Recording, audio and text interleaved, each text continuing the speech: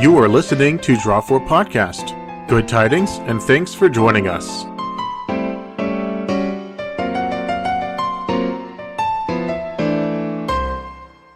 My name is Joseph Dunlap. I'm a featured writer for ManaLeak.com, executive producer of Draw 4 Podcast, editor for 10 Minute Magic, and mostly a standard player, but also I get into modern and limited. My name is Brenda Smith, and I'm a competitive limited player. I'm TJ Love. I'm a competitive commander and standard player. A bit of modern, right? Yeah, a little bit. I have a modern deck. I don't know. Now I'm playing in the Modern Open in 2 weeks. I guess that means I play modern. Yeah, you're going to be playing it in the Open in Dallas. So what deck are you going to be bringing to SCG Open Dallas? Grixis Delver. I'm totally ready to play some Gurmag Anglers all weekend. You got your playset? I hear they're hard to get. Yeah, it was like, I had to break the bank for my playset, but I got there. Patrick Chapin! Alright, so let's move into the Upkeep, shall we? Our opening topic. We're going to talk in the Upkeep about the breakout cards of Standard.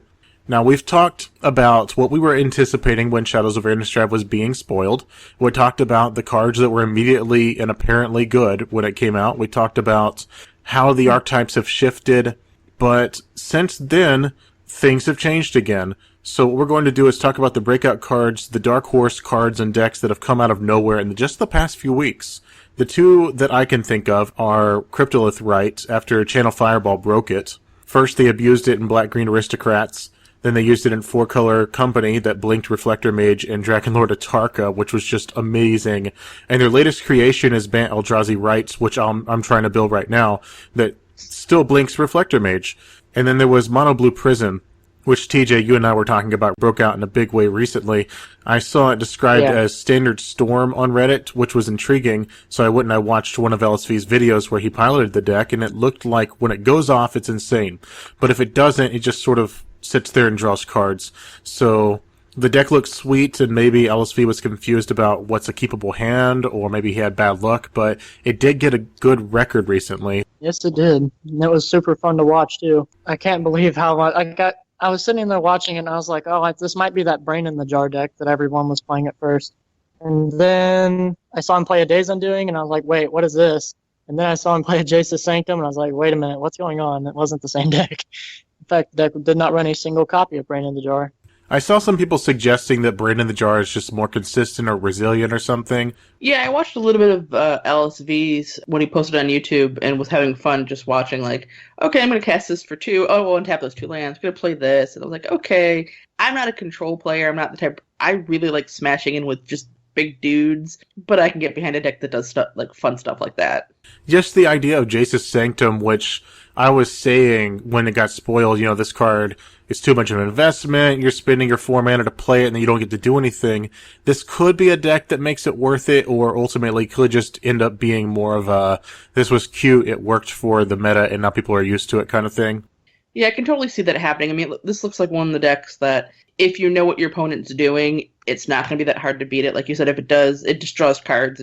That's all it does. Whereas a lot of the decks in Standard right now have a couple different kind of win conditions of going around or getting big guys, and it'll be interesting to see how things shake out. Yeah, speaking of, having multiple angles of attack, if you ever see me on Twitter, you see that I'm always doing crazy brew ideas with Zach Elsick, and he had tweeted a while ago that he was working on a land destruction deck, and I was like, okay, well, this is interesting, so I took the list and I was putting in Goggles, and then today I was thinking, what's another way I can have an angle of attack, because the problem with the deck was it just doesn't have a way to win reliably, because Chandra by herself wasn't always enough, so I started to move away from the Chandra idea, and today my idea was World Breaker and Pyromancer's Goggles to copy any land destruction card that's red, as well as Dragon Fodder. Then I thought, well, if I was doing that, then why don't I just put in Westvale Abbey? And it just went out of control like that. I feel like that's exactly what LSV was doing with Cryptolith Rite, which is, if I can abuse this card in any way, what would I do? And he was like, oh, I can blink Dragonlord Atarka. That seems good. So what are some other breakout cards you guys have seen briefly in the recent weeks that you didn't expect to see in Standard, or that maybe you did but other people didn't? I was happy to see at the last Star City Open Drowner of Hope make an appearance again. He kind of popped up there with, the Eldrazi Winter, and to see him make, top 8 placement again. I've always had a soft place in my heart for that card. The ability to, sack Scion to tap a creature makes combat math really interesting, and how you're going to attack and who do you lead back. So I was really happy to see him pop up. I was actually really happy to see Drowner of Hope still in Modern Bat Eldrazi, and it's, I think, a 2-of for Drowner of Hope, and I felt like that was a good sign for the card. When I was watching the Open last weekend, I watched a red-blue aggro deck, actually, and it did actually lose to the prison deck that we were just talking about on camera. The shell itself, I felt like, was very powerful, and he did end up making day 2, I believe, and doing very well for the rest of the tournament. Is that the blue-red Flash and Flyers deck with Fevered Visions? Yes, it was the Fevered Visions thing, yeah. And I understand where he's coming from if he's thinking, well, this card is an aggro card that draws me cards. Honestly, I would rather not think of it that way. I would probably replace that with at least Anticipate. Because I hate the idea of giving my opponent's card advantage, and literally every single time I've watched him play that deck, it was just feeding his opponent's cards. So, I mean, it wasn't even doing any damage to matter. I feel like Mono Blue Prison is probably the worst possible matchup to be giving them cards. Oh, yeah, definitely, for sure. I'm pretty sure he would not have won that game if he wasn't getting cards off of Fevered Visions. But he was gaining that life off of Prism Ring, so it really didn't even have to worry about his life total half the game. Prism Ring being 1 mana really is a big part of the deck, although some people have wondered whether it does enough for the deck as opposed to just more ways to get to your win. But that's a conversation that's better had by people actually playing the deck, and I don't intend to build it anytime soon since I'm investing so much into some sort of Bant archetype for the Standard Classic at the SCG since my Modern deck is not built yet. Anything else on the subject of Standard while we're here in the Upkeep? No. Narset Transcendent is very good. Yeah, that is kind of an underrated card. Overall, she's been very overperforming for me. I think it's more of the idea that all the spells in Standard right now that are really good are extremely good to be rebounding. Yeah, you were building some sort of brew that you showed me yesterday. What was the idea for your deck again? It's a red-green aggro shell, more focused around Arlencord and Chandra. And there's a lot of little tiny synergy, but moreover, it just plays the aggressive game. I've been thinking about making some changes, like adding a playset of Mana Dorks in to make turn 3 Arlencord possible, to make a turn 4 Gold Knight Castigator a 6/11, which seems pretty good last I checked. Gold Knight Castigator's been doing a lot of work for me because when I looked at the whole Standard format as a whole, I noticed that a lot of the power and toughness of most creatures in the format are nothing above 4. And you have to have at least 5 power to kill Castigator by blocking or being chumped, etc. But I thought about it, and the top of everyone's curve mostly, for the most part right now, is Archangel Avacyn, and Archangel Avacyn's still only a 4/4. And I think everybody's just worried about the fact that you would take double damage, but who's really playing Burn right now? The Burn is real situational. Exactly, and I liked the idea also of the Planeswalker package, because I like the idea of Arlencord making Sylvan Advocates that late game threat that everyone hates really early, maybe most of the time at least 2 turns early. And then I also liked the idea of the Chandra tokens becoming 4/2 tramplers, which was just crazy. That's real nice. That combination in general has been doing absolutely bonkers against the green-white tokens list. And then the rest of your deck was Thunderbreak Regent, Dragonlord Atarka, Recruiter. That's pretty much it, right? Yeah, and I like the idea of having turn 2 Recruiter or Sylvan Advocate, because if I don't have a Sylvan Advocate on turn 2, the deck only has 2 turn 3 plays, and it's Tireless Tracker and this with Vastwood Seer.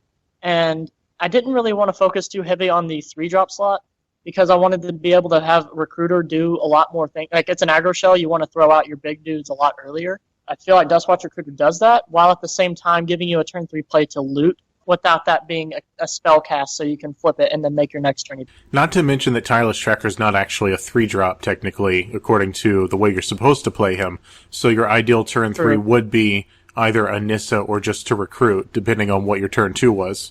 True. I never really liked playing Tireless Tracker on a turn that I can't play land, because you have to at least guarantee yourself you're going to get value and not just Fiery Impulse. So, yeah, I like Tireless Tracker as a card, but I'm really considering cutting it down to 2 because, like I said, it's another basic 4-drop, hypothetically. I do need to pull us out of the Standard talk so we can get on to the article of the week. A Comprehensive Beginner's Guide to Magic the Gathering Online by Kerry Meyerhoff. This article started off by explaining how many event tickets that you get with a starting account, and what events you can use them for. Kerry then goes over what cards you get with a starting account, and what to do once you have a deck built, such as the events you can enter as both a beginner or just as a normal player on the game. Some general tips are then given for gameplay, especially things that will be unfamiliar if you've never played an online version of Magic, especially if you've never played something like X-Mage or things like that. Things like priority, the match timer, the fact that your opponents will be salty very often was one thing that he said. Brenda, did you get to see this article? Yeah, I read through it real quickly a little bit ago, especially because I think Magic Online, particularly for a new player, is a great place to build skill and to learn because, as brought up in the article, like seeing the stack visually helps really, I think, solidify when you're playing in person how things resolve, how it's actually going to work, because you've seen it actually hit the stack and then come off of the stack. So for a new player, I think it's a great resource. I also think it's important for like beginners to also take a step away from online, simply because while it's great to visualize the stack, it also can make you a lazy player because you don't have to remember your triggers. It does it for you. And I found myself, particularly like in Limited, when I was using it to practice a lot, and I'd go do it in real life, it would slip my mind because I was so used to like Moto, just being like, okay, here you go. Oh, don't forget to do this on your upkeep. Like flipping werewolves and such. It's something that you have to do yourself in real life and not rely on a computer to do. And just playing online can get you to be a little bit lazy, I think, sometimes. I actually experienced that my first F&M coming back to the game when I had spent just a few months playtesting online. So my first F&M was kind of shoddy, I'll say. Since then, I found that going back and forth constantly makes you really, really remember your triggers. Alright, so let's move on to the community topic, the reason that people are here most likely, which is Eternal Masters. The question we're talking about in our community topic is Eternal Masters worth the money? It's not a cut and dry answer. People are talking about this all over the internet. There's many discussions on the topic from different angles, depending on the experience of the player and what they're hoping to get out of Eternal Masters. There's several Reddit discussions on the topic. We'll take some time here to look at each discussion that I've looked over and compiled for us, and then we'll put in our 2 cents worth on each of these questions, because chances are, if you're listening, one of these things might apply to something you're trying to figure out about Eternal Masters. So one topic comes from a user asking, if I don't play Legacy or Vintage, is it worth it to draft Eternal Masters?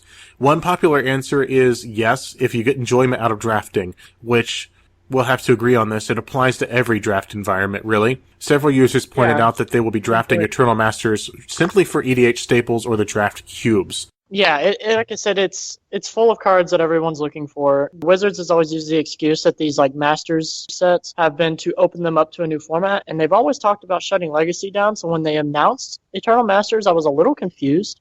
But now that I've started to see what cards are in this set, it's a lot of Commander staples too. So I don't think that they were necessarily trying to just aim at Legacy players. They didn't want to make a set that was just entirely voted to Commander players, because they've already got intro packs and all that they've already got their 10 cents into that topic. I read an article not too long ago that was talking about like how they have, like, if it's not on the reserve list, it's not a bad idea to reprint a card eventually. For example, the card Mana Crypt. It is a reprint in this Eternal Master set, but the last time it was printed was way before I even started playing Magic, and it was around $180. I'm not saying that like the card is bad. I'm not saying the card is unneeded in the set, but a lot of Commander players would kill to have that card before. And the thing that the article was explaining was that after so long, if the card's not on the reserve list, they're going to have to reprint it because of the fact that wear and tear on cards is a thing. And just because you can keep a card in so good of a condition for so long, it's not a bad idea to reprint it every 10 years or so just to keep the value of that card up. Whereas just reprinting Tarmogoyf every summer set is, we want to keep our cards, this is a bad word, mint-er, but moreover the fact that they're doing it to open up people to new formats. I think it's a great way to get into competitive Commander with all the staples, like Jace the Mind Sculptor. He's a big face of Commander. And the thing is that I really liked about this set compared to the other ones is that every common, every uncommon had something to do. Nimble Mongoose, the common in this set. It's the first time it was reprinted as a common, and I can't tell you how many Pauper players are ecstatic about that. I don't know if it was an accident or if they just did it for the limited format, but they opened up a lot of Pauper, they opened up a lot of Commander, they opened up Legacy, And overall, they just pretty much opened up everything besides Modern, and they made it to where people, even in the casual formats, will now want to get these broken cards, and not just for value. Yeah, it's definitely a situation where those putting together Cube or playing Pauper or playing EDH, they ask themselves, will I eventually get this card that I've been eyeing? Probably. Will it be easier since it's being reprinted in Eternal Masters and I can just draft it? Definitely. Yeah. So, Brenda, if someone's asking you, is it worth it to draft Eternal Masters if I'm not in Legacy or Vintage? What is your answer? 100% yes. I think as long as, and I think we can pretty much say yes, Wizards has done as good of a job as they've done on the past Modern Master sets for a drafting format. This should be a lot of fun to draft. Modern Masters I would have recommended for anybody, even if they weren't looking to get into Modern, to try an exciting and interesting and deep draft format. It was great. And especially with Eternal Masters, there are so many of these cards that newer players haven't been able to play with. There are cards I've never cast, quite a few of them actually in the set that I have never cast in my entire life playing Magic, and I still, I'm fairly new, but I'm super excited to try and play, and I am not in any way, shape, or form a Legacy or Vintage player. I am a limited player, and I'm definitely looking forward to this experience. Okay, so the next two discussions I'm going to group together because they're very similar topics, and we won't spend a lot of time talking about this because it's more finance and that's not really our expertise. But in one discussion, a user asks if it's worth it to buy an Eternal Masters box for $240. They point out the abundance of bulk rares in their post. Several people advised the OP to buy the box, leave it sealed, and sell it for more later. One person said just put it on eBay for $300 right now. Another person said wait a year and then sell it for $300 next year. Another points out that you can never fully expect to get your money back with any set because it comes down to pure luck. And then they go on to say that many retailers are selling for well over $240, so they might as well get the good deal. So there was another thread that links to Saffron Olive's article, MTG Goldfish, that's the expected value of Eternal Masters.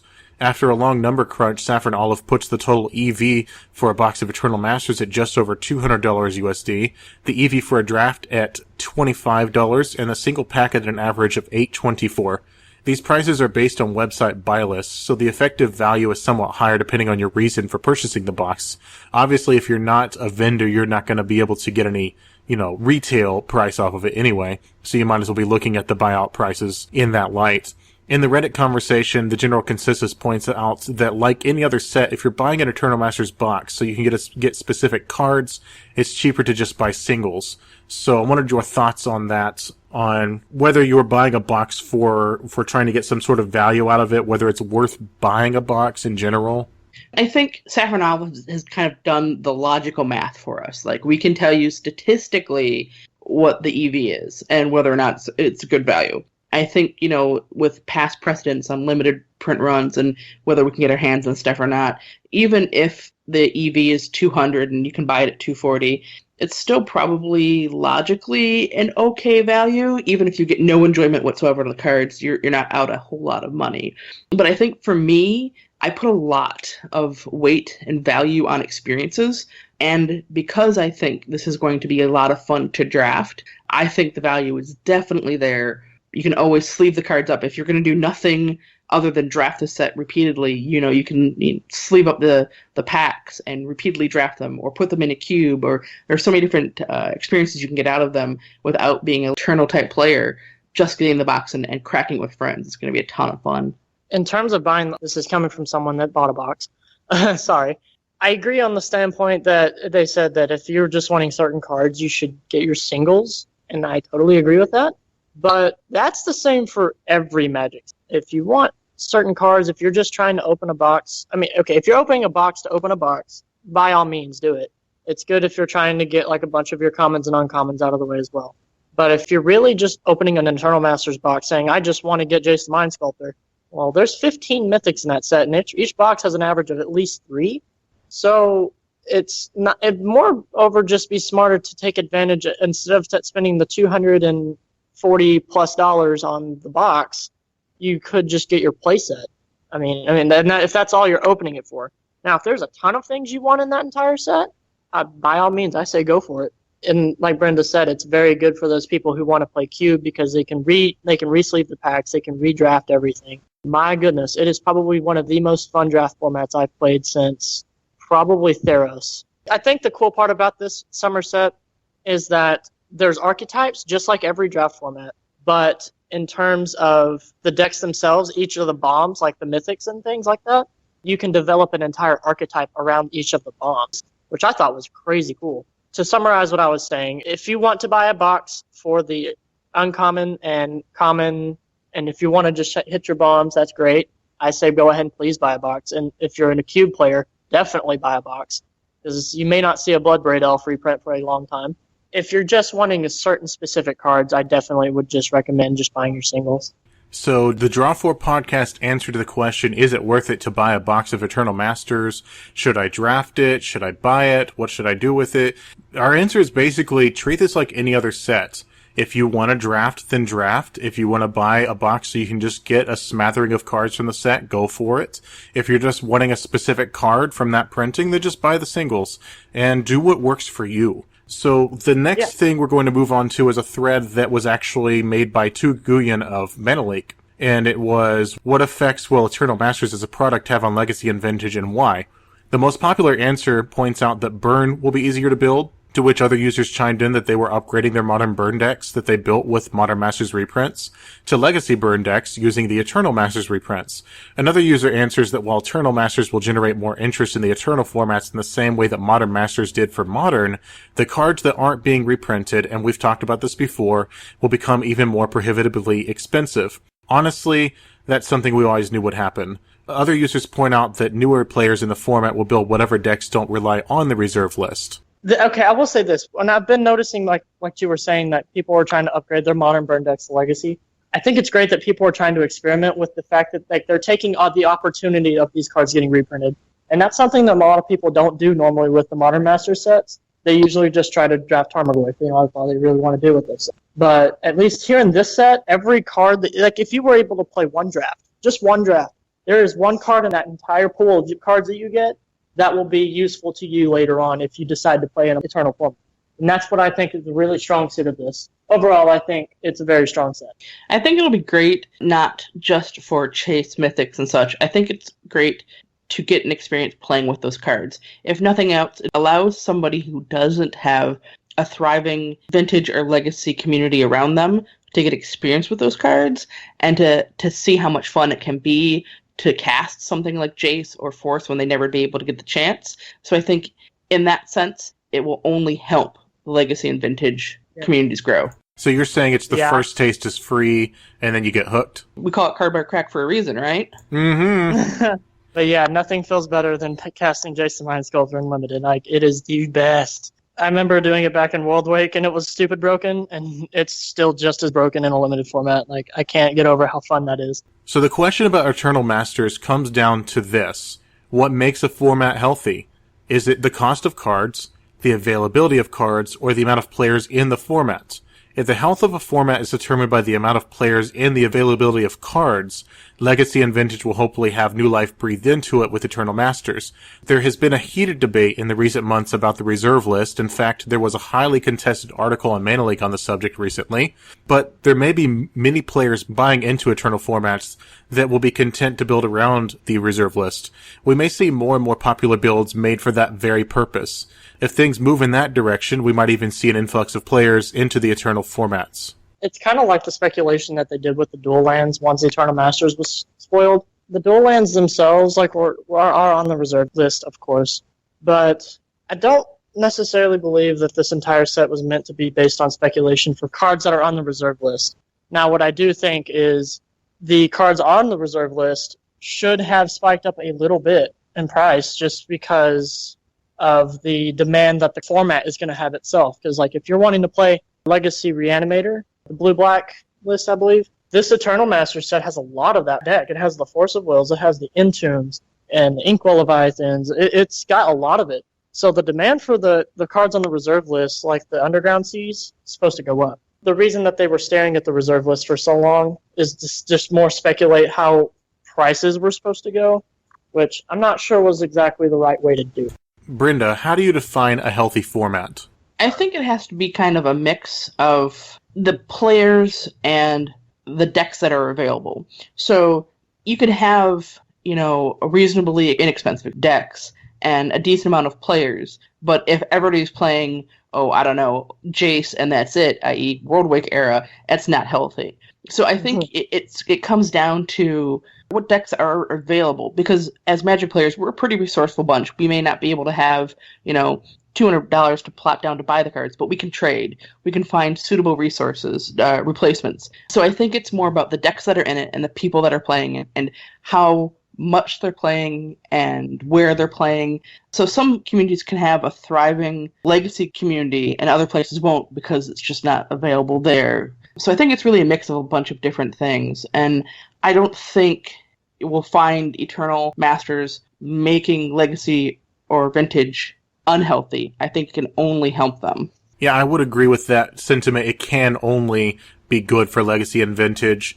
And ultimately, regardless of the other two criterion, which is the price of cards, the availability of cards, regardless of those things, the amount of players in the format will be, in many ways, the definitive factor into whether the format is healthy. So with that, we move into the community question.